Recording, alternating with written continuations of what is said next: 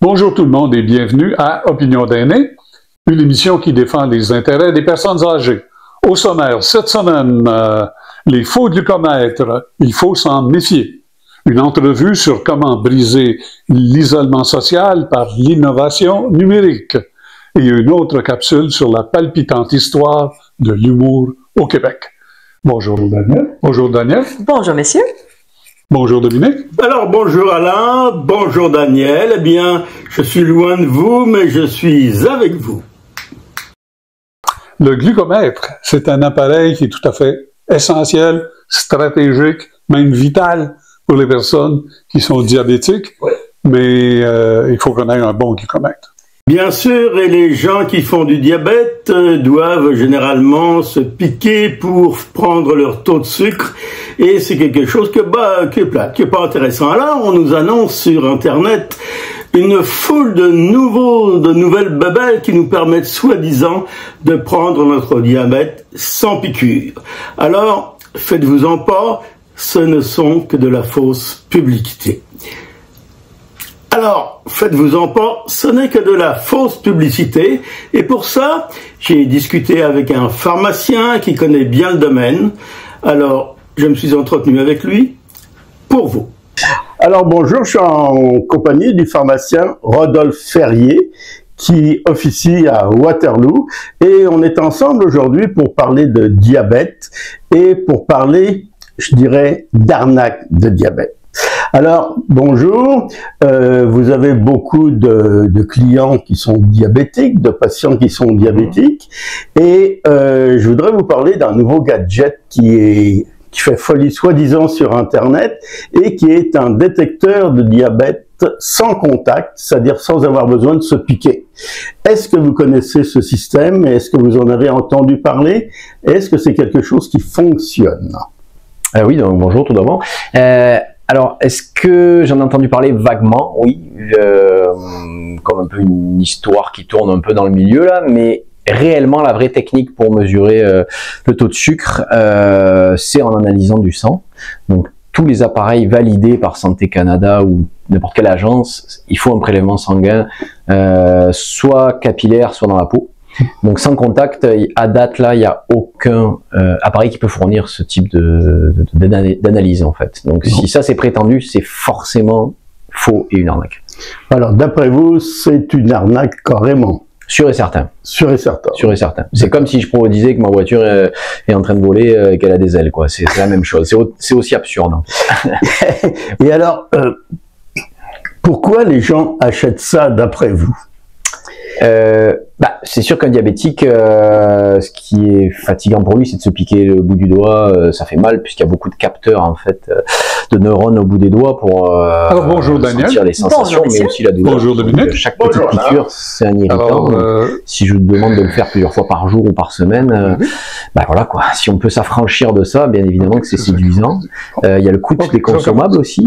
Bonjour, des fois Daniel. les assurances payent, des fois il y a un Bonjour, reste à charge. Le Parfois, glucomètre, c'est pas c'est un forcément appareil qui est payé, tout à donc fait il faut l'acheter. C'est quand même essentiel, dispendieux. stratégique, Donc, ces même appareils-là, vital pour les j'imagine que s'il n'y a personnes pas de contact, qui il n'y sont a pas de diabétiques, consommable. Donc, mais à l'usage, il faut qu'on ait un ils doivent bon prétendre être plus économiques. C'est vrai. Est-ce qu'à votre connaissance, il y a des avis d'organismes officiels qui parlent de ces machines-là? J'avais vu passer un avis de l'agence française ANSM, une agence quand même de premier plan international aussi, là, en termes de valeur, et en 2025, ils ont émis un avis négatif de prévention pour ne pas utiliser ce type d'appareil en disant que ça n'avait aucune valeur, quoi. Oui, d'ailleurs, ces appareils-là se réfèrent et disent qu'ils ont l'approbation de Santé Canada, des États-Unis, donc tout ça, c'est faux. Ça, c'est sûr et certain qu'il n'y a aucun avis positif pour ces appareils. Et donc, comme je vous dis, là, maintenant, en 2025, il y a même des agences qui émettent des avis négatifs contre ces appareils, quoi. Alors, la meilleure façon de connaître sa glycémie, d'après vous, actuellement, pour un diabétique qui doit se piquer tous les jours? On va dire qu'il y a deux méthodes qui se ressemblent. Après, je peux répondre à cette question, mais il y aura quand même une question à se poser, c'est quel est l'intérêt de mesurer sa glycémie? Il y a différents types de diabète, donc il y a différents besoin à avoir, qui nécessite de mesurer en fait le taux de sucre. C'est pas du tout la même démarche si vous êtes un diabétique sous insuline ou un diabétique uniquement avec des traitements en comprimé ou comprimé et Ozempic. C'est pas du tout les mêmes recherches en fait. Quand on fait une glycémie, on n'a pas du tout la même attente et les mêmes besoins. Donc il y a deux types d'appareils. Celui qui prend des traitements sans insuline, donc la bandelette, la petite goutte de sang au bout du doigt et la bandelette reste de loin le meilleur appareil.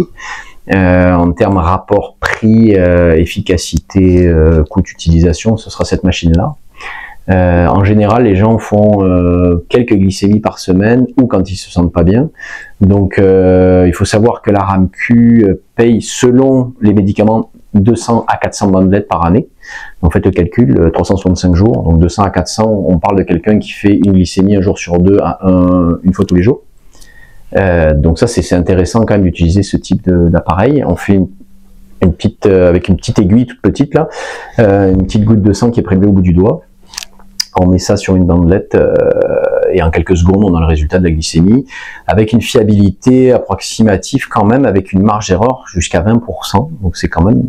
Il faut savoir quand même qu'il y a une marge d'erreur assez importante qui est tolérée pour avoir la validation, mais c'est pas grave, parce qu'il n'y a pas de...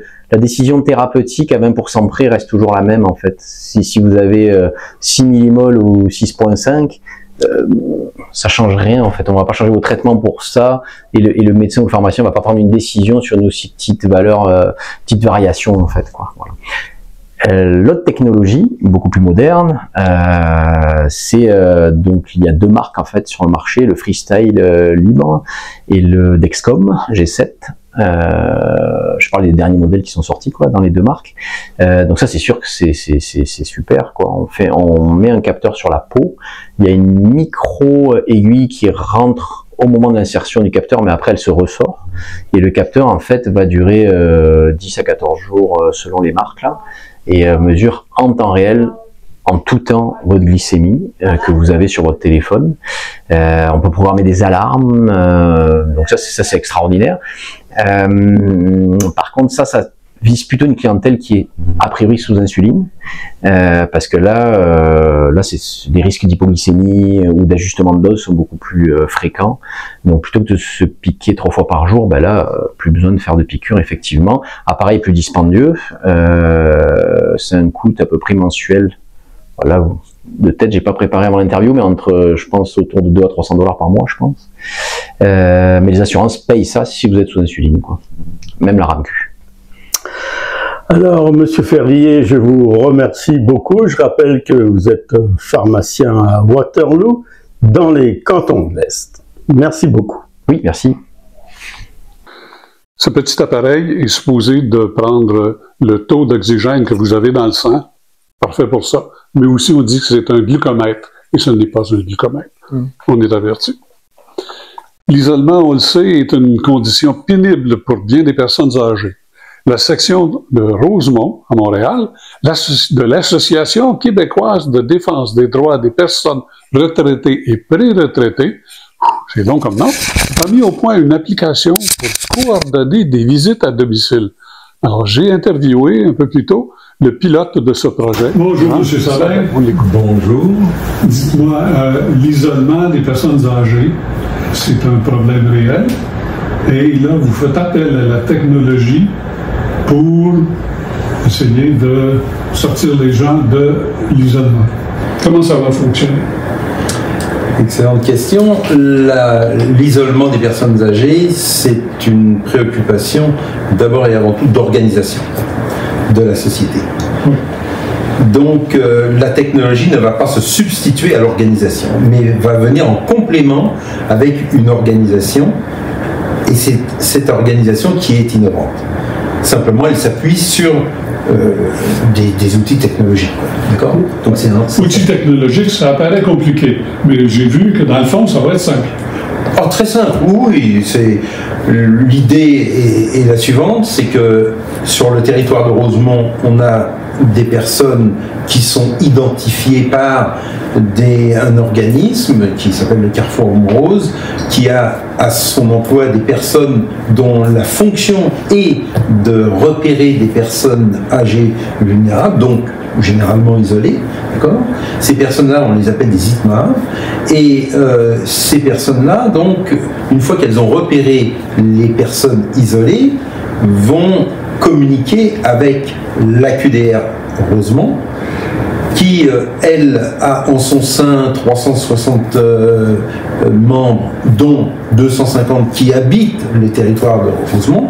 Et l'idée, c'est de pouvoir mettre en relation les personnes qui sont isolées et les personnes membres de la QDR qui sont des bénévoles pour pouvoir aller visiter, faire des visites de courtoisie, d'amitié. Donc, moi, je suis chez moi, là, et je m'ennuie, je suis une personne âgée, alors je prends mon téléphone, c'est ça? C'est exactement ça. Pour pouvoir avoir accès à l'application numérique, il faut d'abord avoir été identifié, sélectionné, formé un minimum pour savoir comment ça fonctionne, et ensuite référencé sur une plateforme de gestion. Ça, c'est pour les personnes isolées. Pour les personnes membres de la QDR, pareil, tout un processus. Elles ont été identifiées, elles ont subi tout un processus en vue de leur sélection, et après ça, effectivement, elles sont formées et référencées sur la même plateforme. Et comme ça, ça permet, une fois que les deux, aussi bien les personnes isolées que les bénévoles, sont enregistrés sur cette plateforme, à ce moment-là, elles peuvent utiliser l'application numérique. Est-ce que c'est un projet qui coûte cher? Oh non, on est à 8 300 $. Pour un an. Pour un an. Okay. Et sur ces 8 300 $, globalement, il y en a à peu près 3 000, 3 500 qui correspondent à une licence d'exploitation de l'application, et puis accès à la plateforme de gestion, et le reste c'est pour de la documentation, pour la formation. Autrement dit, si ça fonctionne bien, ce que nous souhaitons, ça pourrait être facile à répéter dans d'autres endroits. Bien sûr, oui, tout à fait. Donc, non, il n'y a rien de compliqué. Donc, vous êtes chez vous, vous vous ennuyez, vous avez donc été identifié, sélectionné, bref, tout ce que j'ai dit tout à l'heure. À ce moment-là, vous souhaitez planifier une visite, c'est-à-dire que quelqu'un vienne vous rendre visite, surtout le samedi et le dimanche. Okay. Ouais. Et à ce moment-là, une fois que vous avez inscrit ça sur votre application, à ce moment-là, il y a une notification qui est envoyée aux différentes personnes. Alors c'est très territorialisé en fonction des codes postaux. Donc à ce moment-là, il y a une personne qui va venir, qui va se positionner en quelque sorte, pour pouvoir venir vous visiter. C'est une très grande réussite qu'on vous souhaite, parce que c'est une demande qui est très forte. L'isolation, c'est terrible. Alors, bravo à votre initiative, et puis on fera un bilan dans un an. Oui, on pourra même en faire en cours de route, parce que justement, l'idée c'est de savoir quelle est la réception, puis après ça, comment on peut faire évoluer positivement pour que ça puisse toucher le maximum de personnes, oui, bien sûr. Ok, merci beaucoup. Ça fait plaisir. Alors, Daniel, oui. On sait que vous avez des talents ludiques. Ça, on le sait. À quoi voulez-vous nous faire jouer? Oui. Moi, j'aimerais vous proposer un petit jeu avec 2 petites questions. On va commencer par Alain, tiens. Oui. Alain, c'est quoi ton animal sauvage préféré? Et pourquoi? Le coyote. Oui, et pourquoi? Parce qu'il vit dans le désert. Ah! Eh bien, est-ce qu'il y a peut-être 2 autres raisons? Le désert de l'Arizona. Oui, c'est la résilience aussi. Ah. Les coyotes vivent dans des environnements très durs. Les coyotes vivent dans des environnements très durs. C'est bien, c'est bien. Et toi, Dominique, c'est quoi ton animal sauvage préféré? Eh bien, moi, j'aime bien la gazelle. Ça court très vite, ça sème ses ennemis, et en plus, c'est très gracieux. Si on parle d'animal sauvage préféré, avant ça, j'aurais dit c'est bien. le chevreuil. Moi, je vais peut-être me prêter au jeu en même temps. Oui. Si on parle d'animal sauvage préféré, avant ça, j'aurais dit le chevreuil. Parce que c'est un animal qui est gracieux, qui est doux, et puis c'est comme un peu comme un danseur, tu sais, la façon qu'il bouge et tout ça. Mais là, quand j'ai vu ce qui est arrivé au parc Michel Chartrand à Longueuil, c'est tellement un animal qui est vulnérable que non, là, ça, c'est pas ça, là. Alors maintenant, ça serait plutôt un animal sauvage qui serait le guépard, parce que c'est l'animal le plus rapide au monde. Il est fort, il est beau, il est racé, là, et tout ça.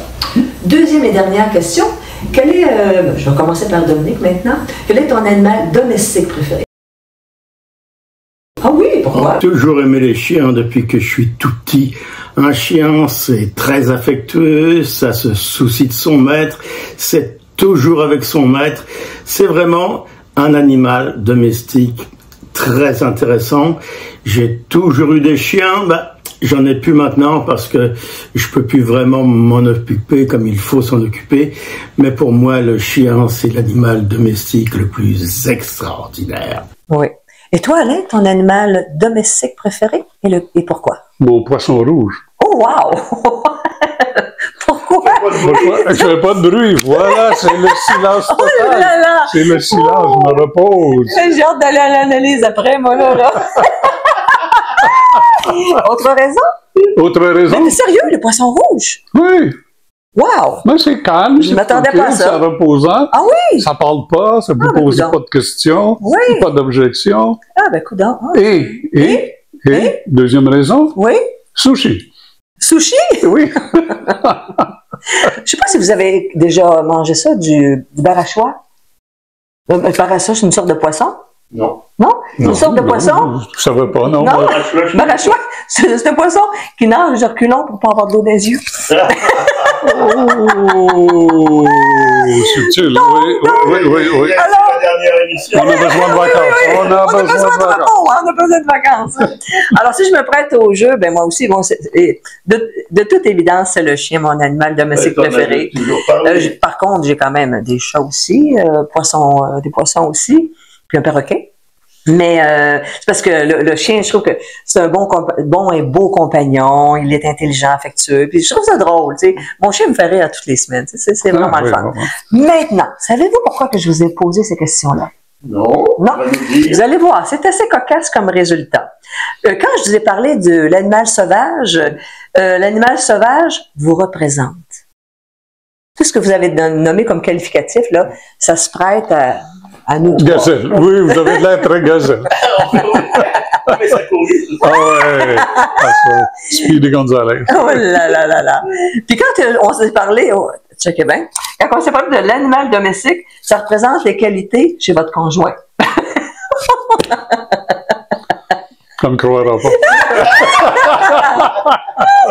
Alors, donc, revisez vos réponses comme il faut, parce que vous allez pouvoir regarder l'émission. Puis vous allez voir que c'est assez cocasse comme résultat.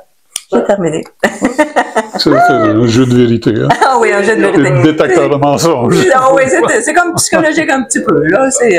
On n'était pas au courant, ça. Je voulais pas vous mettre au courant non plus. C'était une surprise. Oui. Maintenant, dans un univers un peu plus difficile, nous sommes dans un monde qui est plutôt à l'humeur guerrière par les années qui courent. On dépense des grosses sommes pour les armements et on va en dépenser encore plus. Alors, que reste-t-il de fonds publics pour les aînés? Dominique, vous avez réfléchi à la question. Oui, parce que pour l'instant, on n'a pas d'argent, on coupe partout, la santé, les hôpitaux, partout, mais notre Premier ministre canadien vient de s'associer à un projet merveilleux de notre clown du Sud qui s'appelle le Dôme d'Or. Alors, le Dôme d'Or, c'est un système qui va coûter des centaines de milliards de dollars pour nous protéger des attaques aériennes, possiblement des Russes, mais on ne sait pas de qui, mais possiblement des Russes. Et ces centaines de milliards-là vont être dépensés en pure perte parce qu'on s'en servira jamais.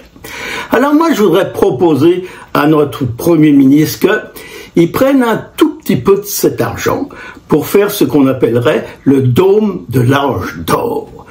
pour aider, pour protéger nos aidés, pour qu'ils aillent mieux, pour qu'ils aillent bien.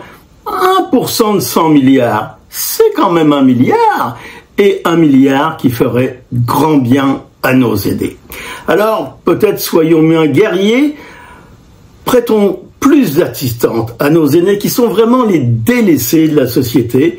On ne parle que de milliards pour le Dôme d'Or, pour le TGV Québec-Toronto qui verra jamais le jour, pour d'autres projets, le 3e lien, on ne parle que de milliards, mais quand on parle des besoins des aînés, quelques dizaines ou quelques centaines de millions, eh ben on ne les a pas. Pour nos fabuleux aînés, ceux qui ont construit le Québec, alors mettons notre argent dans les poches et dans l'industrie militaire pour nous protéger, donnons cet argent-là à M. Donald Trump et laissons nos aînés se démerder dans leur pourriture, dans des CHSLD qui ne sont bons qu'à rénover. Bravo, Monsieur le Premier ministre. On l'a vu au cours des semaines précédentes, l'humour au Québec est une industrie, mais ça ne date pas d'aujourd'hui, ça remonte à il y a un bon bout de temps. Et après la guerre, c'était les cabarets. Qu'est-il arrivé des cabarets? Ben, il y a eu la Révolution tranquille. Alors, on écoute le dernier épisode que nous a préparé Robert Aird, qui est un historien de l'humour au Québec. Et puis, il va y avoir beaucoup d'artistes français, mais il va y avoir beaucoup d'artistes québécois. Et là, en ce qui nous concerne, c'est l'humour. Il y a plein d'artistes qui vont naître là, plein d'artistes de l'humour qui vont naître dans des cabarets. On pense à Paul Berval et sa troupe du Bœuf qui rit. Ça, c'est un cabaret aussi, la troupe du Bœuf qui rit, qui était composée notamment de Dominique Michel et de Denise Filiatro. Vous aviez les Girola avec Jean Lapointe et Jérôme Lemay. Vous avez Tiggy Timous, Denise Aymon puis Réal Bellan. Vous avez Gilles Pellerin qui est un monologuiste. Vous avez Denis Drouin. Vous avez qui justement lui donnait la réplique à Olivier Guimond.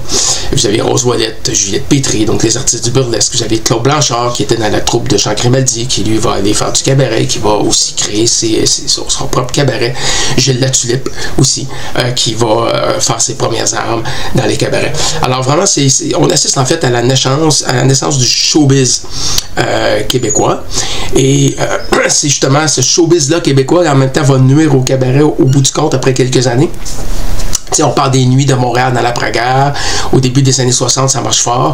Même les cyniques vont aller au Casa Loma, qui est un cabaret assez chic. Certains artistes commencent à demander engagent des impresarios, des agents. C'est nouveau. Vraiment, quand je parle de showbiz, c'est vraiment là que ça se passe. Et puis, ils demandent des cachets de plus en plus élevés. Et là, les cabaretiers n'ont pas les moyens de respecter ces cachets-là.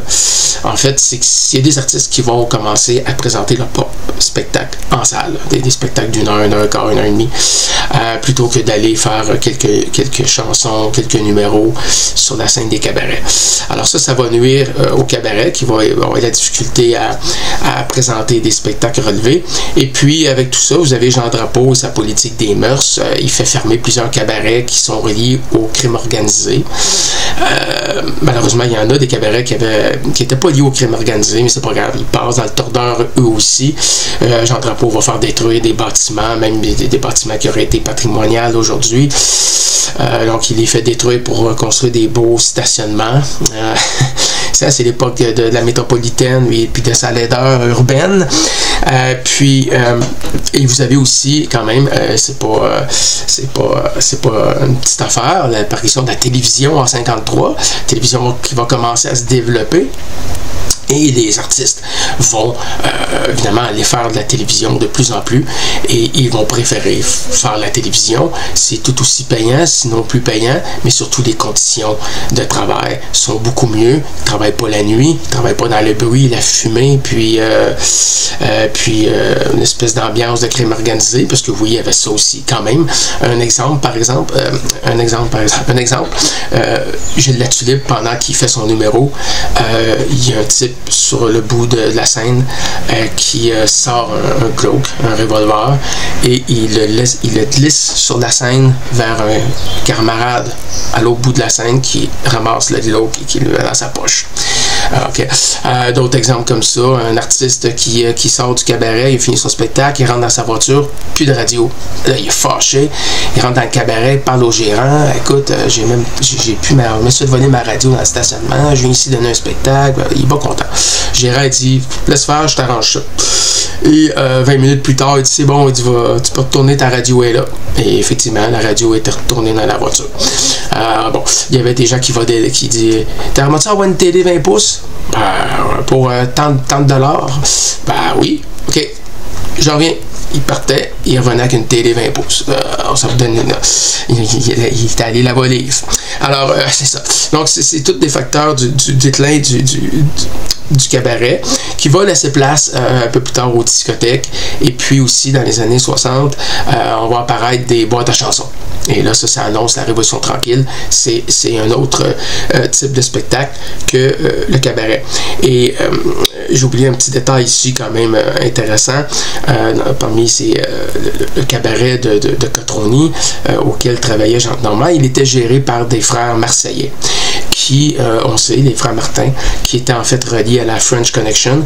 Pour la petite histoire, à la French Connection, c'est en fait le marché de l'héroïne était contrôlé par des trafiquants marseillais et l'héroïne qui inondait le territoire américain passait par le port de Montréal. Alors, c'est une chic ambiance des années 50-60, mais c'est quand même là, dans ces cabarets, qu'on assistait vraiment à l'avènement d'un showbiz. C'est des artistes qui, précédemment, avaient travaillé pour la radio, par exemple, qui, là, maintenant, avaient une scène à eux. Alors, voilà pour le cabaret qui meurt en même temps que la Révolution tranquille prend forme avec la montée du nationalisme et de nouveaux artistes, dont Clémence Desrochers, Yvon Deschamps, etc. Et je sais aussi que vous êtes un grand explorateur, vous allez souvent à l'épicerie, vous nous ramenez des incongruités de l'épicerie, et là, vous avez quelque chose qui vous a impressionné sur la viande halal. Eh bien oui, Alain et Daniel, écoutez, la viande halal est de plus en plus répandue, et peut-être que vous ou nos auditeurs, auditrices, en ont vu dans certains supermarchés. Alors, c'est un petit peu nouveau au Québec, c'est pas du tout nouveau en France, où pratiquement tous les supermarchés distribuent de la viande halal. Alors, c'est quoi de la viande halal? C'est, selon la religion musulmane, une viande qui a été tuée et préparée selon la loi coranique, selon les lois coraniques. Bon, la viande halal a été remise à l'ordre du jour en Iran quand l'ayatollah Khomeini a repris le pouvoir. C'était une façon d'endiguer l'importation de viande qui venait d'en dehors de l'Iran. Comme elle n'était pas halal, elle ne pouvait pas être consommée. Donc, c'était une façon d'encourager la viande locale avec un truc religieux pour éviter l'invasion de la viande étrangère en Iran. Mais tout ça, en réalité, c'est de la vaste fumisterie et c'était un racket religieux. En France, on a prouvé maintes et maintes fois que la viande halal n'était pas du tout halal et que les gens qui en vendaient, les marchés qui en vendaient, payaient une petite redevance de 5 sous le kilo aux autorités musulmanes qui, soi-disant, la certifiaient. Alors, c'est une viande qui est abattue selon un rite bien précis. Il faut l'égorger, il faut la vider. C'est un rite qui est complètement en contradiction avec les règles alimentaires actuelles. Et c'est drôle, la SPCA n'en parle pas. Alors, la viande halal, c'est pour faire plaisir à certains musulmans et surtout pour faire plaisir aux églises et à la religion musulmane. Alors, on en voit de plus en plus ici de la viande halal, des saucisses halal, plein de produits halal, et on ne sait pas qui les a certifiés, comment les bêtes ont été tuées.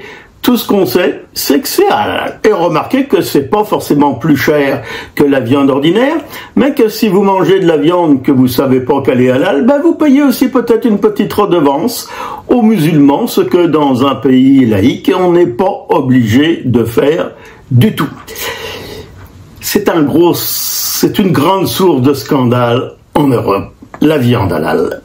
Par exemple, Nestlé, dont je vous ai déjà parlé la semaine passée, qui était à la source du grand scandale de l'eau Perrier polluée, de toutes les eaux minérales polluées, eh ben Nestlé, récemment, vient d'être condamné pour avoir vendu de la viande halal, des saucisses de poulet halal, qui n'étaient pas du tout halal. C'est une grande fumisterie religieuse. Ne vous laissez pas embarquer, sachez que c'est un principe religieux, purement religieux, aucun rapport avec la qualité de la viande ou avec la façon dont elle est traitée, c'est simplement une arnaque religieuse. Comme d'habitude, nous terminons notre émission par un grain de sagesse que nous livre avec beaucoup de clarté Daniel.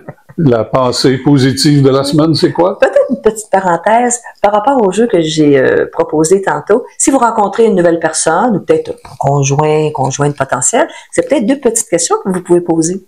Ça va peut-être vous éclairer par rapport à certaines choses. Ah oui. Peut-être. Alors, la pensée du jour, c'est quand on parlait vacances tantôt, là, les vacances, c'est une façon de se connecter là, au présent et tout ça. Alors, la phrase, c'est: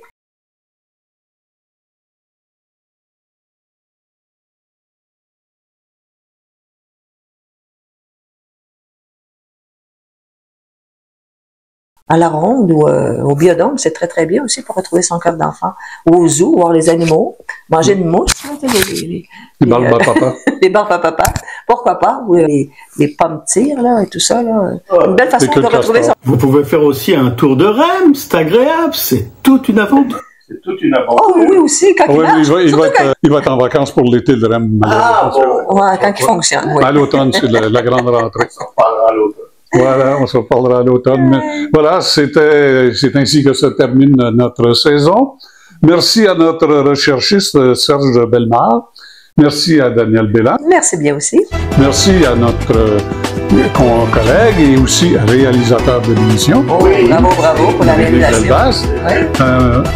Bravo pour notre hôte aussi. Merci. Et un merci aussi enthousiaste devant la générosité de Robert Aird qui nous a préparé ces capsules de l'humour. Merci surtout à vous, cher public, d'être fidèles, de nous écouter, de partager avec vos amis. Et puis, passez un bon été, passez de bonnes vacances, on se revoit à l'automne. Mais d'ici là, vous le savez, hein, ouais, profitez de la vie.